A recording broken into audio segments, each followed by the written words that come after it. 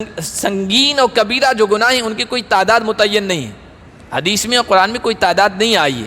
7 تو ایک جگہ کر ایک موقع پر حضور نے بیان فرمایا، 3 ایک موقع پر بیان فرمایا، بڑی تعداد ہے۔ اب کس کو کہیں گے سنگین یا کبیرہ گناہ؟ تو فرمایا جس گناہ پر جہنم کی وعید آئی ہے، اگر ایسا کرو گے تو اس کے لیے جہنم ہے، تو یہ کبیرہ گناہ ہے۔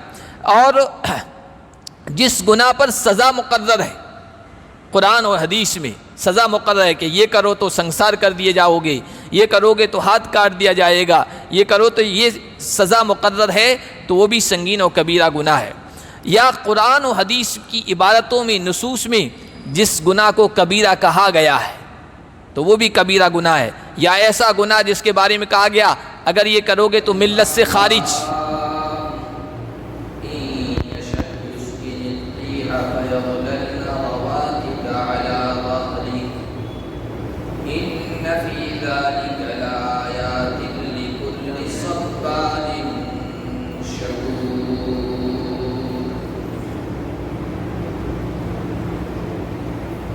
آپ کے درس کا آغاز ہم اللہ کے فضل و کرم سے سورہ الشورى کی آیت نمبر 32 سے کر رہے ہیں۔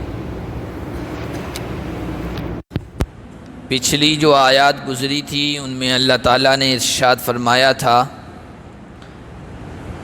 کہ اللہ اور اس کے رسول کی اور اس کے سچے پیغام کی مخالفت کرنے والے اللہ کو عاجز نہیں کر سکتے۔ اللہ پکڑنے پہ آ جائے تو وہ اس کی پکڑ سے، گرفت سے بھاگ نہیں سکتے، اور نہ ان کو کوئی بچا سکتا ہے۔ وہ زمین میں کہیں چھپ نہیں سکتے ہیں، اور اگر سمندروں میں چلے جائیں تو وہاں بھی اللہ کی گرفت سے بچ نہیں سکتے ہیں۔ اللہ کی قدرت ہر جگہ موجود ہے۔ اس کی قدرت کی نشانیوں میں سمندر کے اندر پہاڑوں کی طرح کھڑے رہنے والے جہاز ہیں۔ اللہ اپنی قدرت سے ان کو پانی جیسی لطیف اور نرم چیز پر رواں رکھتا ہے، جاری رکھتا ہے اور چلاتا ہے۔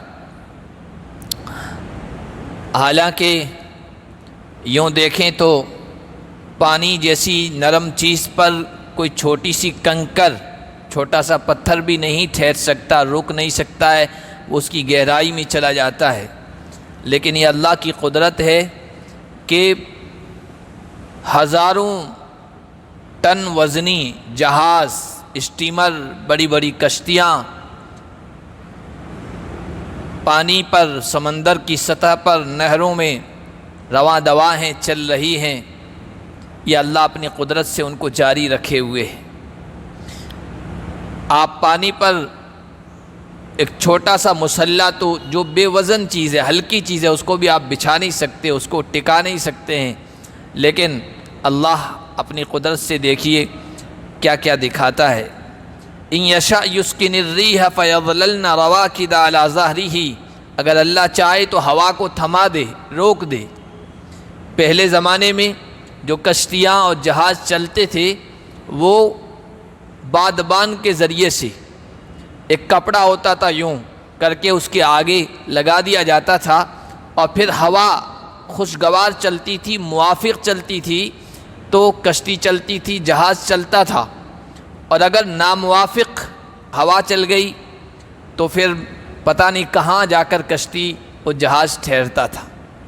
بعض مرتبہ ایسے بھی واقعات پیش آتے کہ جس منزل کی طرف جا رہے ہیں مسافر، بالکل اس کے قریب پہنچنے والے ہیں۔ حاجی لوگ بڑے بڑے بیڑوں کے ذریعے سے جاتے تھے، 8 منزلہ کے وہ پانی کے جہاز ہوتے تھے، حاجی لوگ سفر کرتے تھے۔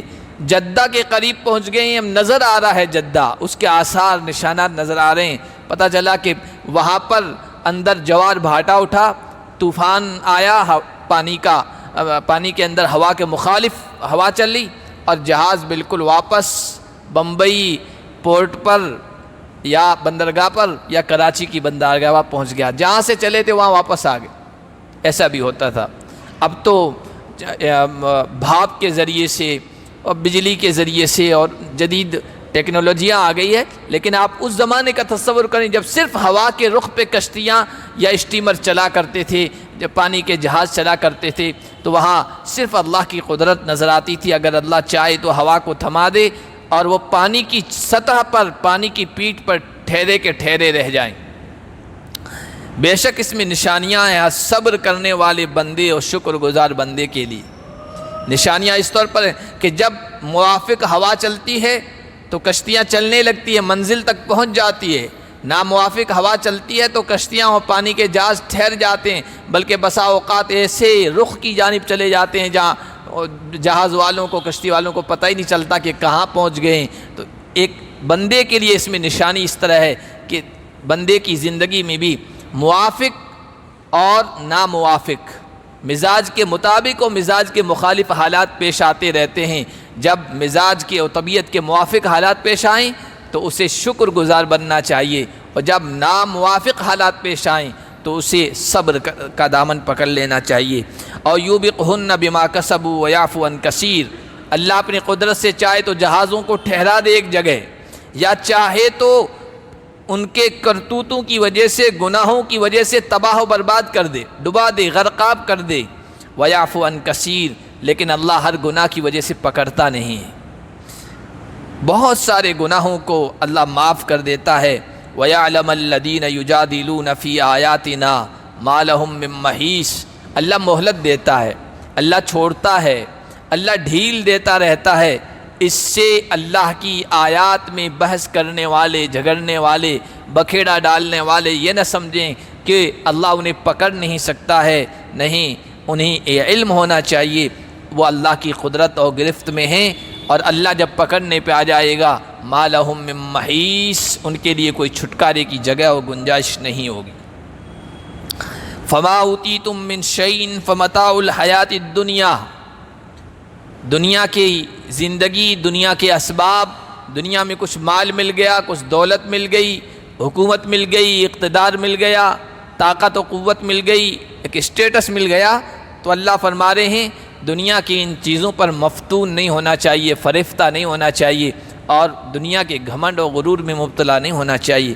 یہ تو دنیا کی زندگی کا برتنے کا سامان ہے۔ فمتاع الحیات الدنیا، جس طرح دنیا کی زندگی عارضی ہے، دنیا میں ملنے والی ہر چیز عارضی ہے۔ دنیا میں ملنے والی ہر چیز، دنیا کسے کہتے ہیں؟ انسان کا بدن، انسان کا بدن ہے۔ آپ دیکھیں کہ ایک عمر کا مرحلہ گزرنے کے بعد انسان کا بدن کمزور ہو جاتا ہے۔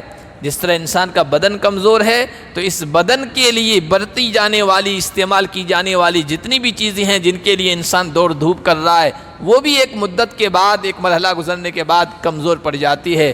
کوئی بھی چیز ہو، کھانے پینے کی چیز ہو، برتنے کی چیز ہو، سواری کی چیز ہو، ایک مدت، ایک وقت، ایک عرصہ گزرنے کے بعد وہ بھی کمزور پڑ جاتی ہے۔ کیوں کہ دنیا بھی فانی اور دنیا کی ہر چیز فانی ہے۔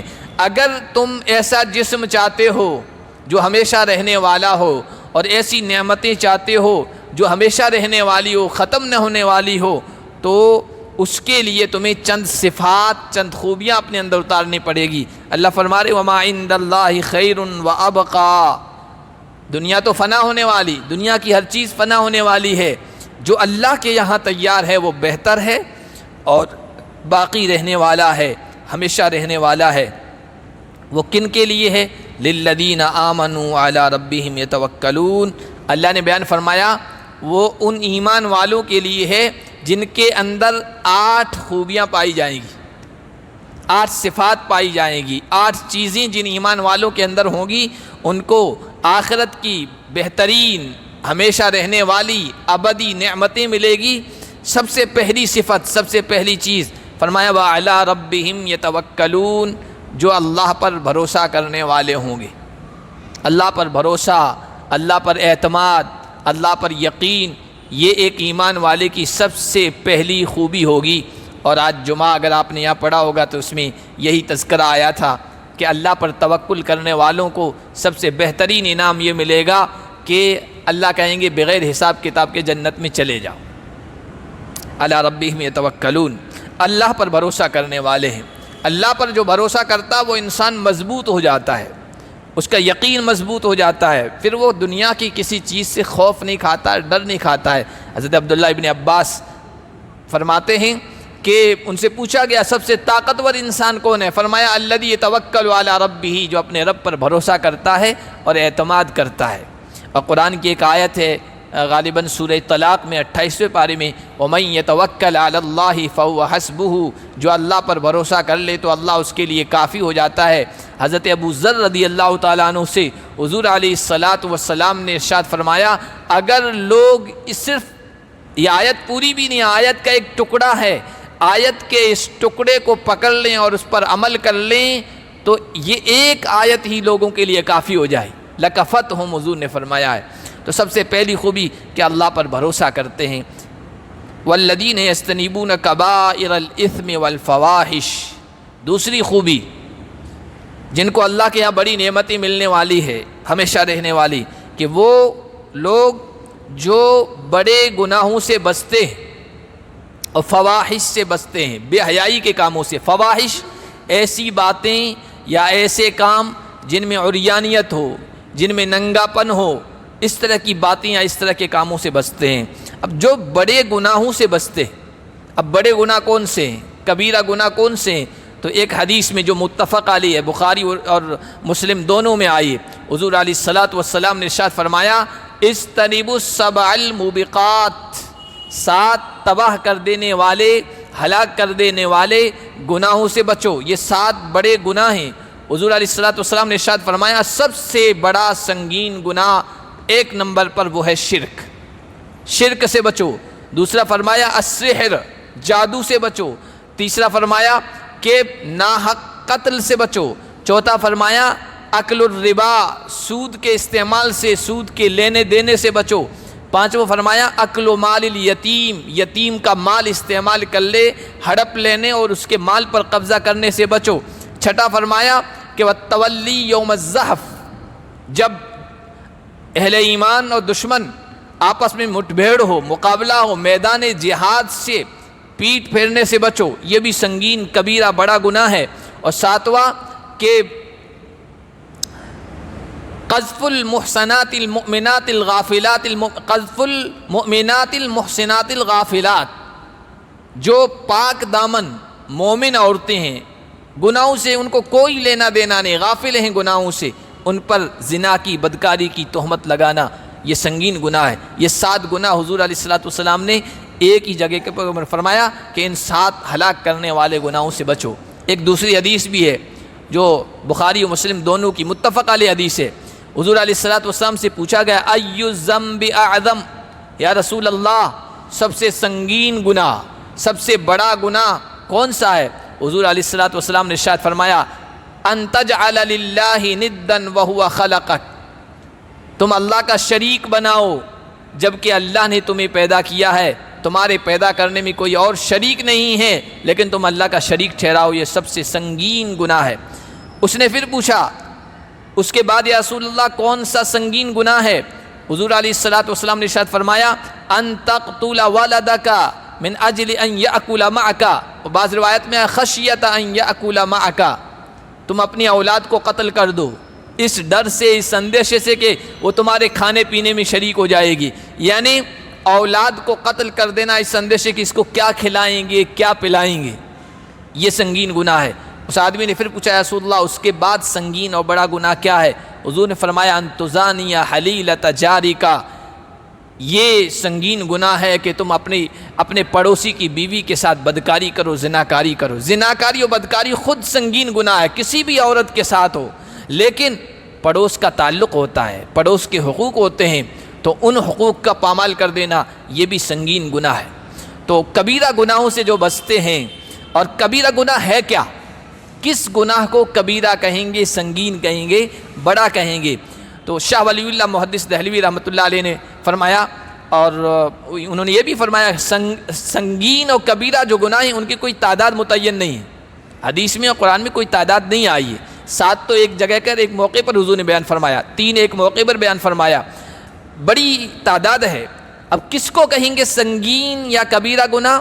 تو فرمایا جس گناہ پر جہنم کی وعید آئی ہے، اگر ایسا کرو گے تو اس کے لیے جہنم ہے، تو یہ کبیرہ گناہ ہے۔ اور جس گناہ پر سزا مقرر ہے، قرآن اور حدیث میں سزا مقرر ہے کہ یہ کرو تو سنسار کر دیے جاؤ گے، یہ کرو گے تو ہاتھ کاٹ دیا جائے گا، یہ کرو تو یہ سزا مقرر ہے، تو وہ بھی سنگین اور کبیرہ گناہ ہے۔ یا قرآن و حدیث کی عبارتوں میں، نصوص میں جس گناہ کو کبیرہ کہا گیا ہے تو وہ بھی کبیرہ گناہ ہے۔ یا ایسا گناہ جس کے بارے میں کہا گیا اگر یہ کرو گے تو ملت سے خارج، دین محمد سے خارج، جیسے بھوپوں کے پاس جانا، عراف کے پاس جانا، غیب کی خبری بتانے والوں کے پاس جانا، لکیر دیکھ کر مستقبل فیوچر بتانے والوں کے پاس جانا، ان کے بارے میں آیا فقد خرج من دین محمد، وہ دین محمد سے نکل گئی۔ ایسے کام جن کے بارے میں کہا گیا وہ ملت سے نکل جاتا ہے، دین سے نکل جاتا ہے، وہ بھی سنگین کبیرہ گناہ ہے۔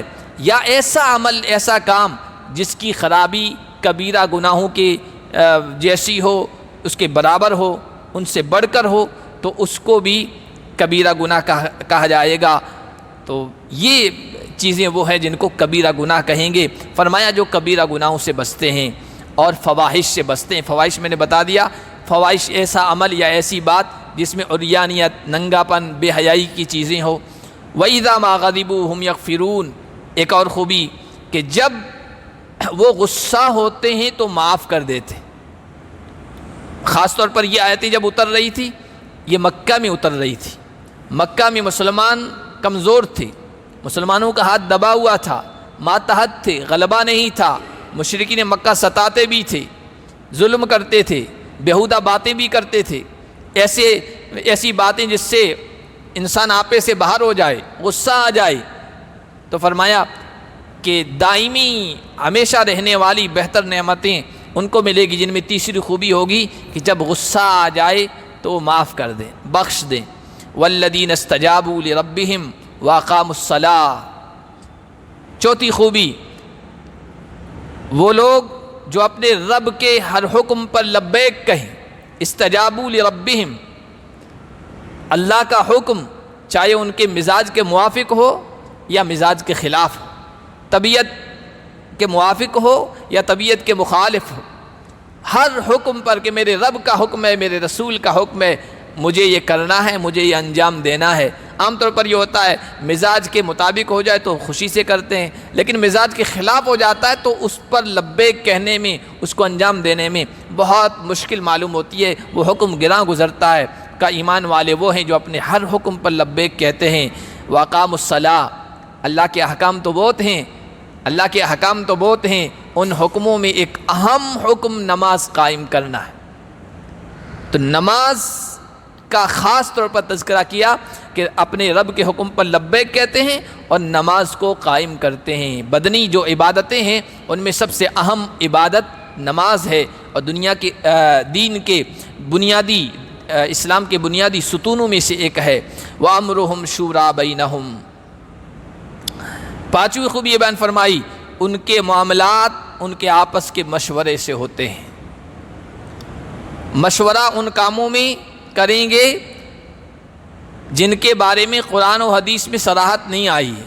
قرآن و حدیث میں نص موجود ہے، جو معاملات منصوص ہیں، یعنی قرآن میں کہا گیا یہ کرنا ہے اور حدیث میں کہا گیا یہ کرنا ہے، اس میں مشورے کی ضرورت نہیں ہے۔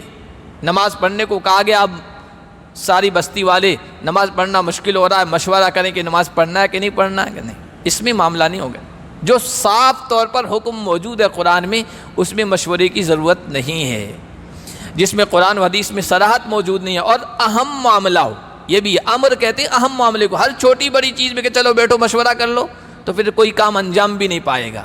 ہر چھوٹی بڑی چیز میں مشورہ نہیں ہے، اہم معاملہ ہو، دین کا ہو یا دنیا کا ہو، اس میں ان کے آپس کے مشورے سے معاملات طے ہوتے ہیں۔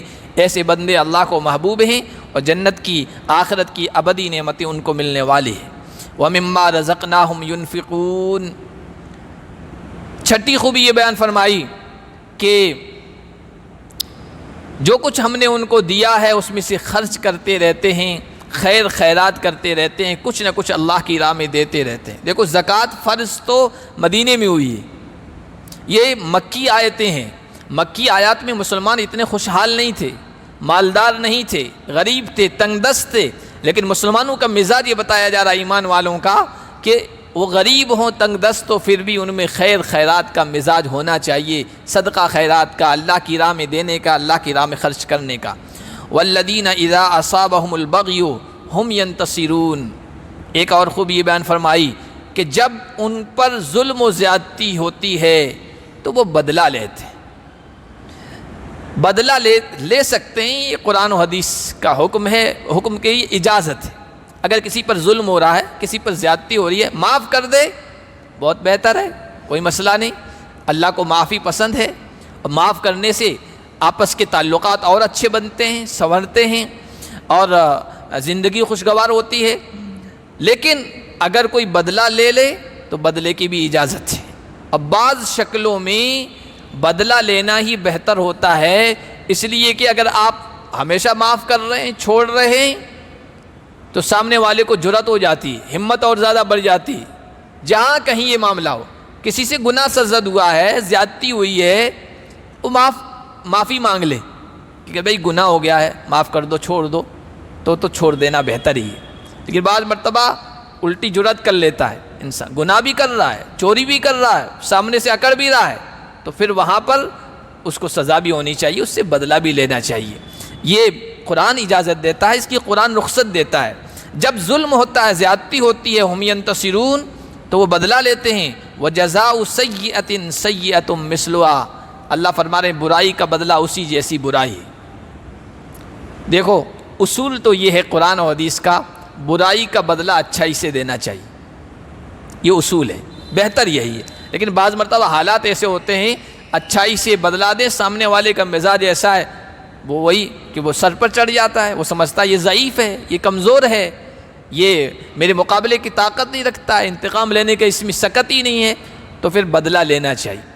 اور بدلہ جزاء سیئۃ سیئۃ مثلھا، جتنا اس نے آپ پر ظلم کیا، زیادتی کی ہے، ناروا سلوک کیا ہے، اتنا ہی ہونا چاہیے۔ یہ مطلب ہے برائی کا بدلہ برائی سے، زیادتی نہیں ہونی چاہیے۔ اس نے آپ کا ایک دانت توڑا ہے، آپ 2 دانت توڑ دیں، اس نے آپ کی ایک آنکھ پھوڑی ہے، آپ 2 پھوڑ دیں، اس نے ایک ناک کاٹا ہے، آپ 2 ناک، ایک کان کاٹا ہے، آپ 2 کان کاٹ دیں، تو یہ زیادتی ہے۔ برائی جتنی کی ہے اسی اعتبار سے آپ کو کرنا ہوگا۔ زیادتی کریں گے تو پھر آپ ظالم ہو جائیں گے، پھر اللہ کی نگاہ میں آپ مبغوض و ناپسندیدہ ہو جائیں گے۔ لیکن اللہ آگے فرما رہے ہیں برائی کا بدلہ اسی جیسی برائی ہے، جتنا کیا اتنا آپ بدلہ لے لو۔ فمن عفا واصلح فاجرہ علی اللہ، دوبارہ کہہ رہے ہیں جو معاف کر دے، صلح کر لے، درگزر کر دے، فاجرہ علی اللہ، تو اس کا اجر اللہ کے ذمے ہے، اس کا اجر اللہ کے ذمے ہے۔ یہ بھی نہیں کہہ رہے کیا ہے، یہ بھی نہیں کہہ رہے اللہ کیا ہے۔ جب کوئی بڑی شخصیت کہتی ہے نا میں دے دوں گا، تو آپ وہاں ہی نہیں کہ کتنا دو گے، یہ نہیں کہو گے، بس خوش ہو جاؤ گے، بڑی شخصیت نے وعدہ کیا تو اس کا مطلب بہت کچھ نوازا جائے گا۔ اللہ فرمائے اس کا بدلہ میرے پاس ہے، انہ لا یحب الظالمین، اللہ ظالموں کو پسند نہیں کرتا ہے۔ معاف کر دو گے تو ظالم تو نہیں بنو گے، یہ پکی بات۔ بدلہ لوگے تو بعض مرتبہ ہو سکتا ہے آپ نے زیادتی کر دی ہو تو ظالم بن جاؤ گے، اللہ ظالموں کو پسند نہیں کرتا ہے۔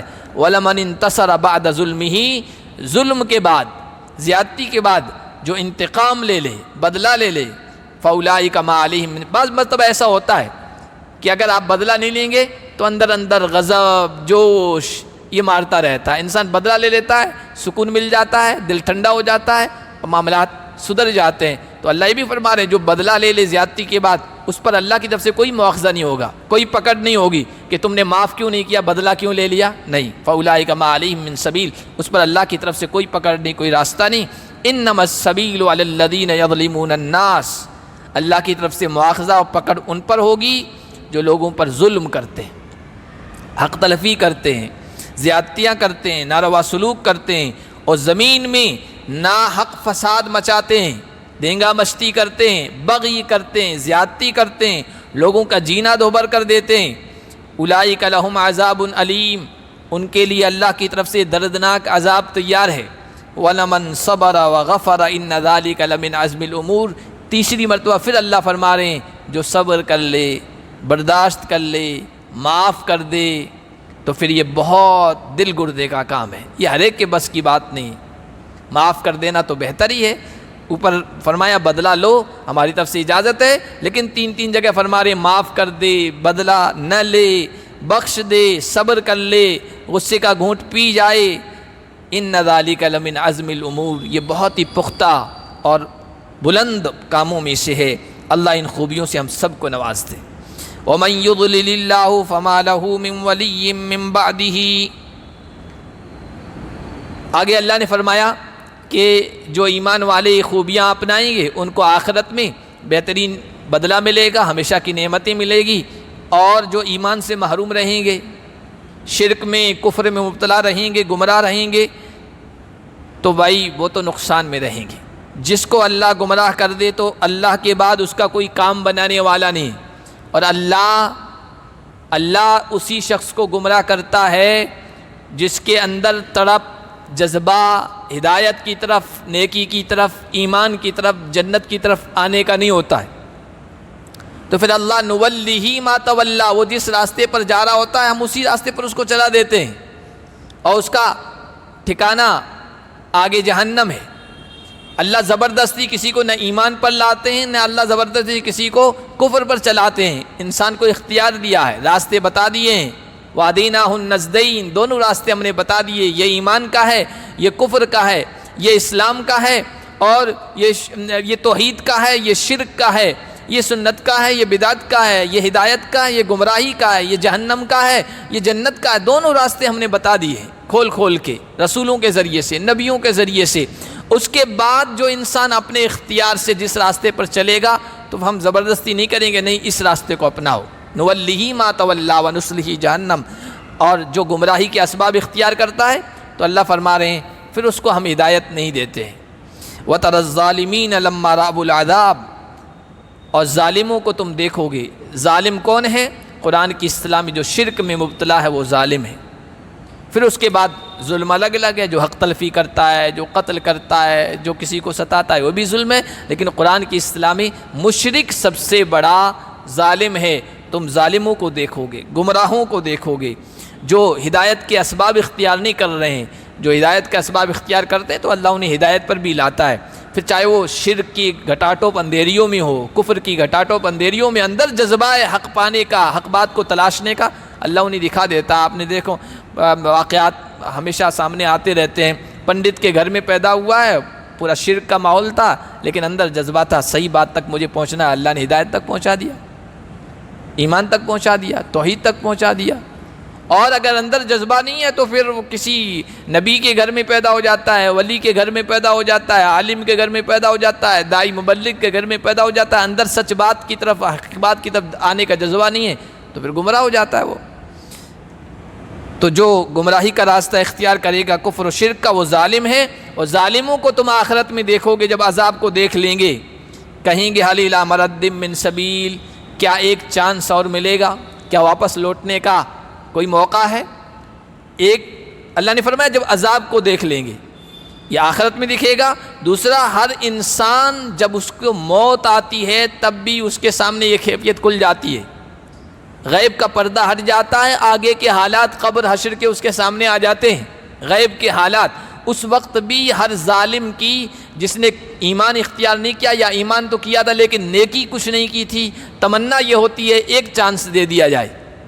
سورہ منافق میں وہاں یہ بیان کیا گیا ہے کہ جب انسان کا آخری وقت آتا ہے، حالات کھل جاتے ہیں، تو کہتا ہے یا ربی لئن اخرتنی الی اجل قریب نجب دعوتک ونتبع الرسل نجب فاصدق واکم من الصالحین، پروردگار تھوڑی سی مہلت دے دیجئے، میں صدقہ خیرات کر کے آؤں گا، نیک بن کے آؤں گا۔ اللہ فرما رہے ہیں اب کچھ نہیں۔ اسی طرح جب ظالم لوگ اللہ کے عذاب کو دیکھ لیں گے تو وہ کہیں گے ایک چانس دے دیجئے، نجیب دعوتک، آپ نے پیغمبروں کے ذریعے سے جو دعوت پہنچائی تھی اس پر ہم لبیک کہیں گے، قبول کریں گے، ونتبع الرسل، اور رسولوں کی پیروی کر کے آئیں گے، ان کے فالوورز بن کے آئیں گے، ایک موقع دے دیجئے۔ اللہ فرمائیں گے یہ ظالم اس وقت تمنا کریں گے، لیکن اس وقت کی تمنا کچھ کام نہیں آئے گی، حسرت اور افسوس ہی ہوگا۔